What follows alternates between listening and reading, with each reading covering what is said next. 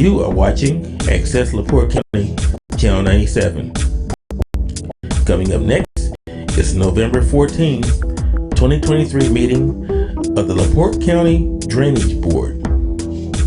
You can find more information for this meeting by visiting www.accesslaportecounty.org.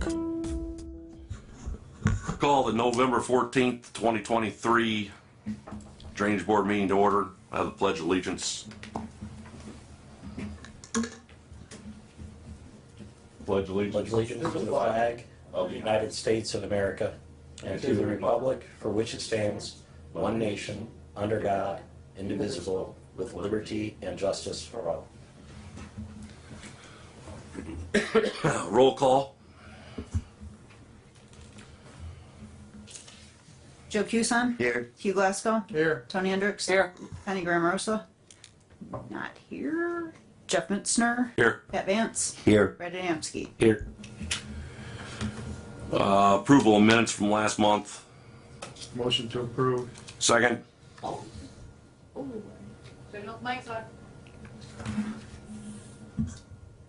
Motion to approve. Second. Second. Second. All in favor? Aye.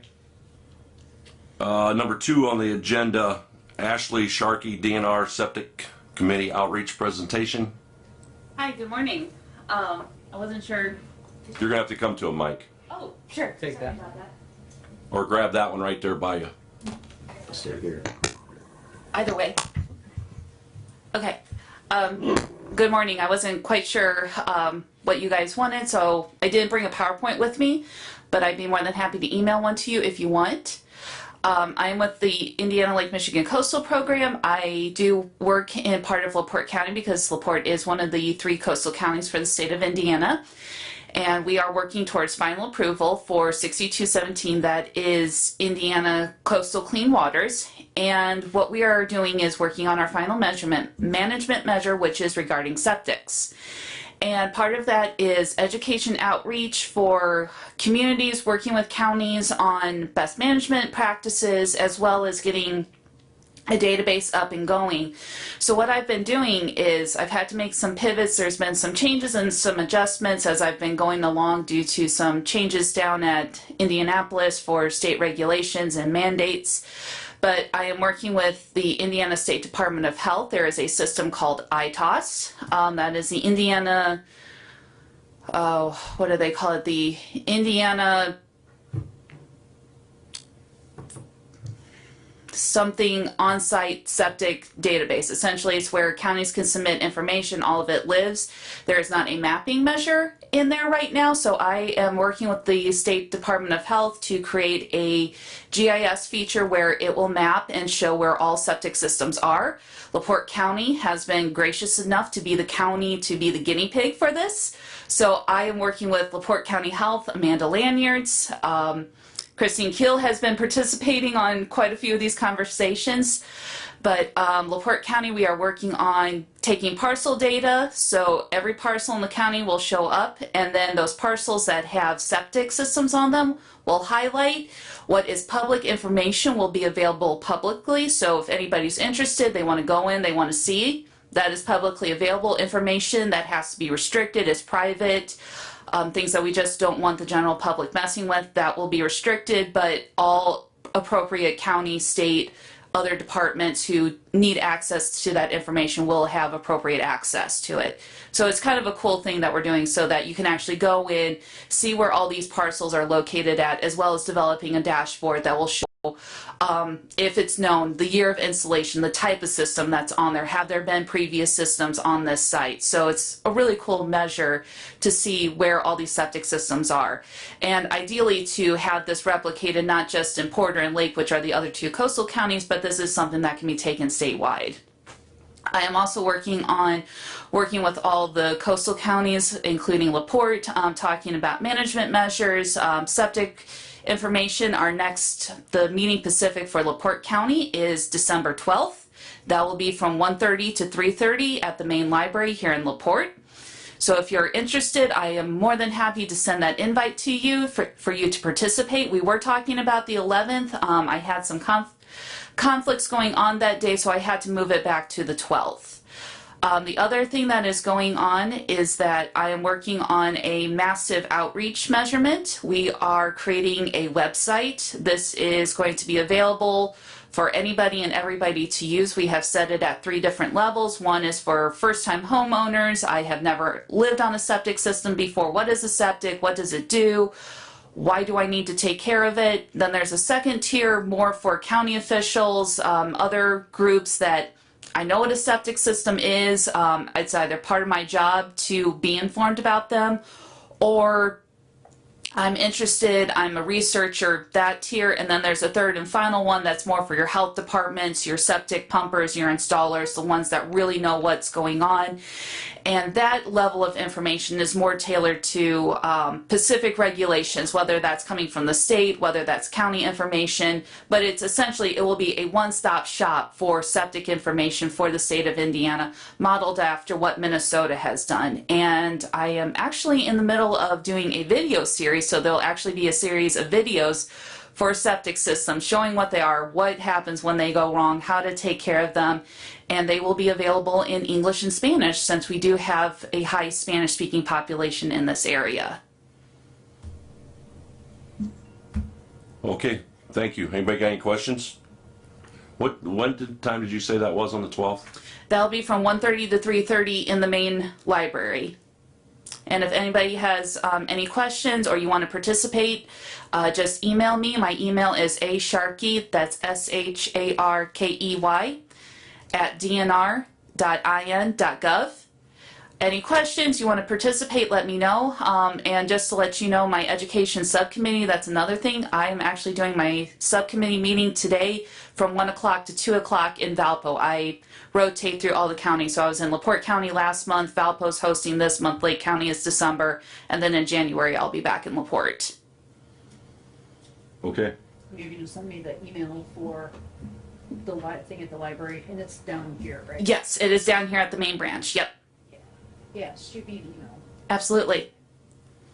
Okay, anybody got any questions? All right, thank you. Thank you. Little Kankakee River bids.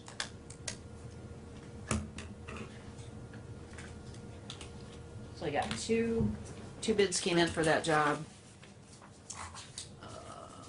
This one and this one.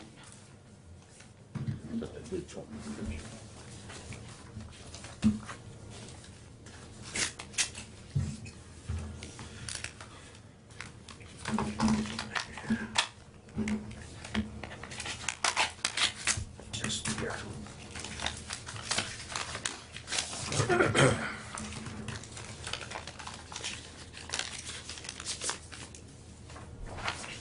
Okay, so our first bid is from Superior Grade Excavation out of North Judson.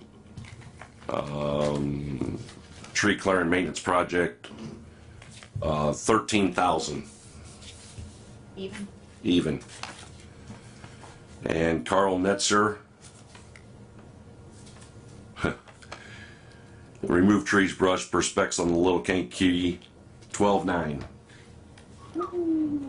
12,900 even? Yep, 12,900. Okay.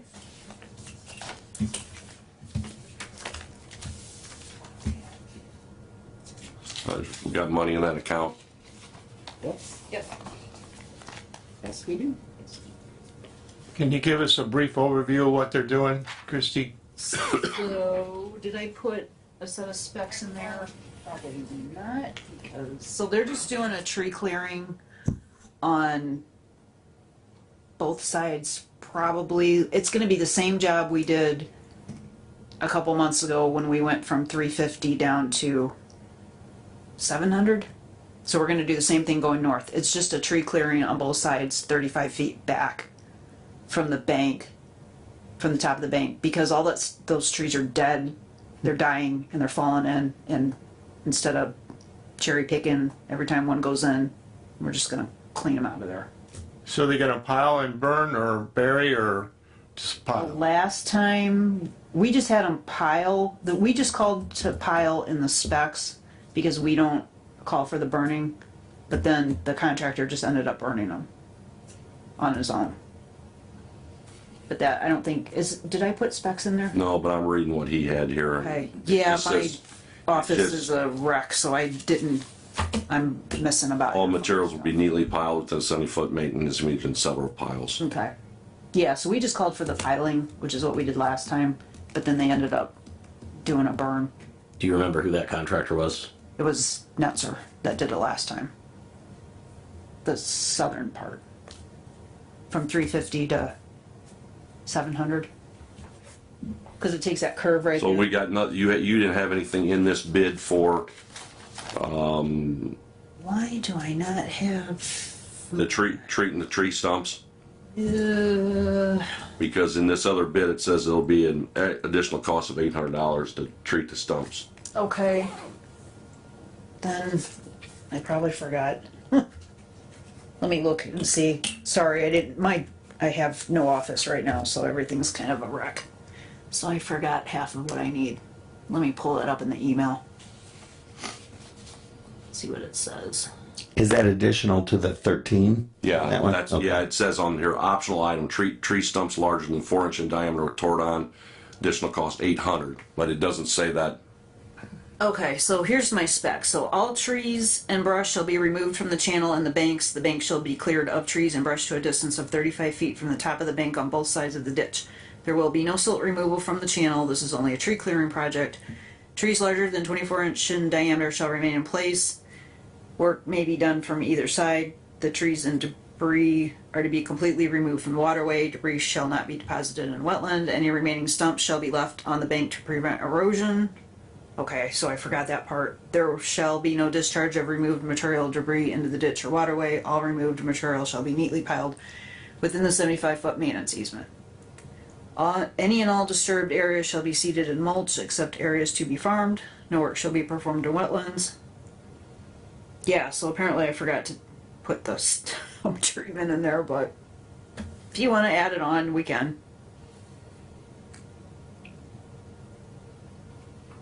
What was done on the other part of the project? We did that same thing on the other part, but see, it was when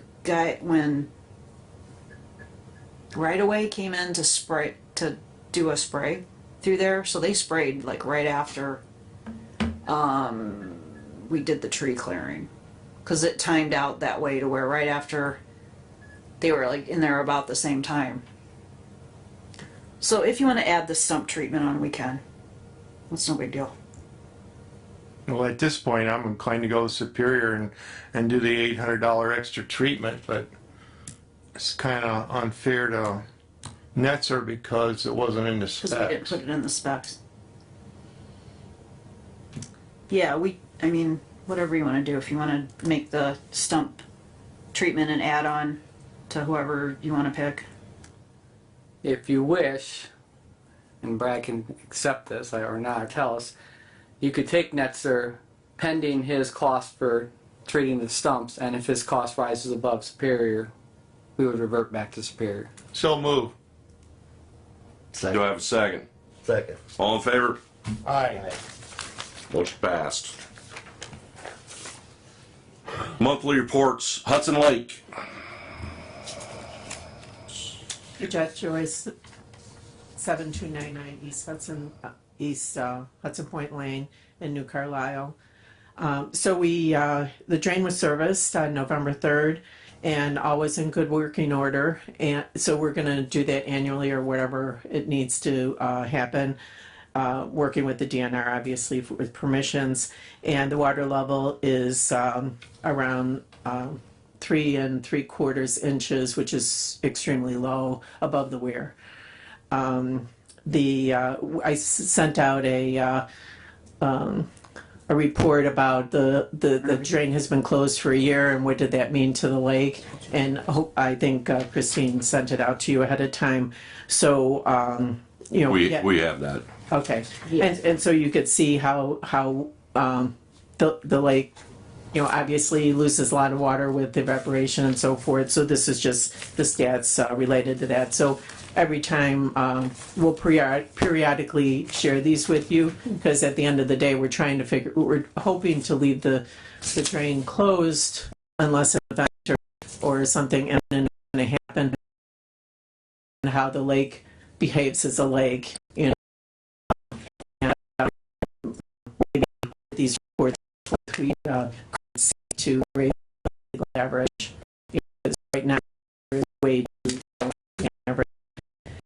And we held a public meeting at Hudson Lake Conservation Association October 5th, and we just started working with related to the agreement that the community and this association will manage the drain. So we're guessing that maybe there's a quarter of next year would think that we would be signing, you know, liability insurance and those things. And did the Hoosier River Walk training that watch training that Ashley had put on, learning how to understand the health of a lake and other areas of water with relationships to the invertebrates and so forth, and also with E. coli and things. We haven't set up anything for the lake. We have focused on a lot of other projects, but we understand now that there's other things we could do to make sure that we're healthy. And also, I don't know if Ashley, you know that we have sewers on the list to come through for Saucony and Hudson Lake, and we only had 7% of our septics documented when they did the study back in, I forget what year it was, 2008. So, and that's all I have, unless you have any questions. Anybody got any questions? I just was wondering, I know from the past 13 inches was considered quite high. Did you have any issues with flooding or any of that during that time when it was 13? The highest we got was a little over 12 inches this past year. This says 13. No, we had nothing, no events, nothing, Okay. no calls, nothing. So we're trying also make sure that if, you know, Christine get calls or the DNR, that we're keeping track of everything, so that at the end of the day we'll know if things have happened or not. What is the threshold there for you to start having issues? What when you're at the high level? What is the threshold? So we don't know. The legal high, which people question what that is about 19 inches over the weir. Okay. And we've had it as high as 24 inches where the whole drain was covered. You know, the drain hole, I should say. So, you know, that's what we want to find out, because in the past when Mike would get, you know, if there's a property that has a basement that floods, but they've built on floodplain, and they also have not done anything over since the 1960s to, you know, do anything. So that's not really a big concern. But there's like someone who may have a garden that's getting a little wet or things like that. So we've not had any big things, but we do care. So in the drain agreement, the DNR is going to put together a grid so that we know that if waters reach a certain high and we know that more water is coming, how far open we have to do the drain. So it'll be math, you know, behind it. We'll have a grid to know that if we do 20 turns and leave it open for this amount of time, this is how much water we're gonna expel out of the lake. And that is gonna be done by the engineers of the DNR. So there's, you know, and there'll be handshakes along the way, you know, with regards in this agreement where we're not just leaving it closed for the sake of leaving it closed. We're paying attention along the way. The tow hawk will give us alert at certain levels.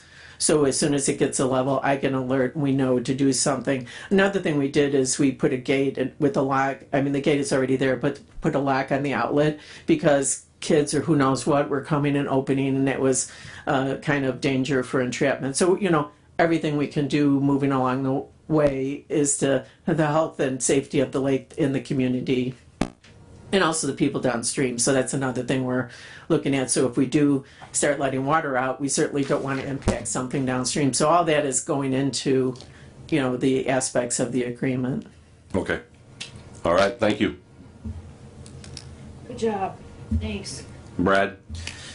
I don't know if I want to steal Christine's thunder on this or let her talk. All right. So there were some to-dos with the county auditor's office and the county council between the last two meetings. As the board may recall, or some of the board members may recall, about 5-6 years ago, it came to attention that the auditor's office wasn't maintaining records as far as breaking down the individual regulated drain accounts. So as the board knows, you've got multiple drains, regulated drains, you have funds that are collected and go into each of those. And then you also have a general fund that kind of serves as a safety net in case a fund is out of money, that you can still move forward with the project. So fast forward to now, the county council is questioning the ability of this board to approve claims out of the general account that they're deeming to be an account that's under the control or under the supervision of the county council as a fiscal body for the county. So after some back and forth and some education probably on both sides, and Christine again did the yeoman's work on this, she did excellent job getting the board their position across to the county. Basically, and correct me if I'm wrong, the understanding is from each of the individual drain accounts, you're good going forward with any claims, but with that general account, what the county's going to want to see, and this is kind of the compromise where I would suggest you do, is at the beginning of each year, you just appropriate that entire fund or what's in that, the balance of that, so that you're free to spend it during that calendar year. So what it means is going forward, each January, Christine or Tony or some member of the board will need to go to the county council at their January meeting, or You know, I'm gonna be on the board next year. and just basically propose it to the county council for appropriating the entire amount of that account so that you're free to spend it during the year. Eventually that may get to the point where you don't even need to appear at the meetings, it'll just be repetition, but I would suggest at least for the first year or two that we follow through with it, and it may be a policy that changes in the future depending on who's in the county offices. So it's a minor inconvenience for us at this point. It's something that is a change in the way this board and these accounts have been run for the entirety of anybody's experience here. I can't say that the county's wrong in their position. I just think that there's obviously a reason it wasn't done in the past, but at the same time, it's not a big ask for us to go once a year and appropriate that fund. So. Any questions on that? Is that general fund that we have, is that from fees that we're collecting, or is that something we're budgeted by the county council for? So the county council can put money into it, okay? But historically, they haven't had to since it was established, because how this board operates is you'll use money out of that, but then you'll repay it from that individual drainage account or from the assessments that it was used to pay for. So it's working the way it's supposed to work. The idea is if that fund ever got drained or if there was an emergency, the county council could submit additional funds to it, which is where their oversight comes in. So that's where I'm saying it makes sense. It's just in practice, they haven't been involved. And we just use it when we have to do something on a property, but the collections or whatever haven't come up to fill that fund where we could use that fund to do whatever's necessary. Correct. And that happens a couple times a year. It's not like it's every claim or every month. That's why you're having the individual funds or the individual accounts for those drainage ditches. It's if there's something that has a low assessment or like a large project that wasn't anticipated. Thank you. Yep. And again, thanks to Christine. I'm just kind of summarizing what she did. So. .com saying cash bid CRN Hamlet Fall $4.31. Well, let's see what the bids were while you got it going. What the heck? All right, thanks. That's it. Thanks, Brad, and thanks, Christy. Anything else? Just to piggyback on that, we are going to have to get put on the agenda for the council meeting for the next meeting to do that appropriation. So we'll initiate that process. That's probably going to be in January. So I'll send you an email when I know dates and stuff like that. If we all show up, they can't deny us. Reach out to your council member. Yeah. Reach out. Is that your report, Tony? No. Oh, okay. Is the auditor keeping up on the individual drains? They are now. They are now. Because I'm In very 2017, the only reason those accounts were corrected was because of the records she had, Christine. So the hope is that since that time they've been maintaining them. I think you've confirmed that. Yeah, Christy drives that home every year. Yeah. Oh yeah, I'm on them like a diaper. Make sure I get a report after spring and fall settlement, and so I always know what I have in there. And yeah, so hopefully that'll continue that way. For the board's benefit, I was probably the only one on during that fiasco. We had no money to do anything. We couldn't. We didn't know what we get a had. ditch or anything because we didn't know what money we had. Yeah. It was terrible. Yeah, it was like all the funds were just in one account. Yep, we dumped everything in one account and didn't know what was supposed to go into what drain. But we finally got that straightened out, so hopefully it'll continue that way. Now we're ready for you, Tony. The only thing I have is joint board, Kankakee River Basin, Yellow River Basin Commission met, and there was about 20 projects they're doing, so they are super, super busy. They're really helping out LaPorte County and Stark County mostly. And things are moving forward, so just if you guys want to know, we'll forward you the agenda. You see all the projects they're working on. Scott is just doing an amazing job. I gotta say, that river is just fantastic. It's better than it's been in my lifetime. I can't believe the amount of work that board is getting done for the little amount of money. Yep. It's amazing. That's it. I guess that means I have no other reports for joint boards. We'll move on to claims. Okay, so claims, we did get that Galena Meadows project done, and the day he did it, so we went out and cut all the brush and all that, but there was still some dirt that had to be taken out, so I initiated a change order, had him take some of that dirt out, so there was an extra cost. The total ended up being $3,000, so I had one bill for $850 and one bill for $2,150, so that total came to $3,000 to do everything. But the day after he did the work, we had rain all day long, and then I went out and looked at it, and it drained all the water off the cul-de-sac. So we should be in good shape out there. So we got that That was looking nice. taken care of. And that bill's already, we did turn that in and got that taken care of, since we didn't have our meeting last month. So that's all. Retroactive approval. Yeah, retroactive approval. Okay. How's the state chemist and the Parker thing doing? I have not heard a peep about that job yet. Have you? Anybody? I haven't heard a thing. Do we need a motion in a second to approve those $3,000 claims? Give me a minute. I wasn't done. Can I get a motion to approve those claims? So moved. Second. Second. All in favor? Aye. Motion approved. Thank you. Any public comment? Yes. Come up to the podium, please, and state your name. Sure. Yay. Wind blown here. Hi, Dinah Dornbus, Michiana Shores. I just wanted to say that it would be good if somebody could check the eastern portion of the ditch, the east of El Portal, because I see that there's some debris down in the ditch. Ray can't get in there anymore, and to walk it. And I know I could see it from the street, so maybe if you've got somebody out in that direction, you could check it out. Yeah. Mick Wolf is not all that excited about doing any of the work, so okay. You got it. All right. Well, thank you. That's all. Thank you very much. Okay. Thanks. You two gonna take care of that? We will Yep. take care of that. All right, thank you. Any other public comment? Okay, we'll adjourn. Next meeting will be here in this room, December 12th at 8:30. Thanks everybody for coming.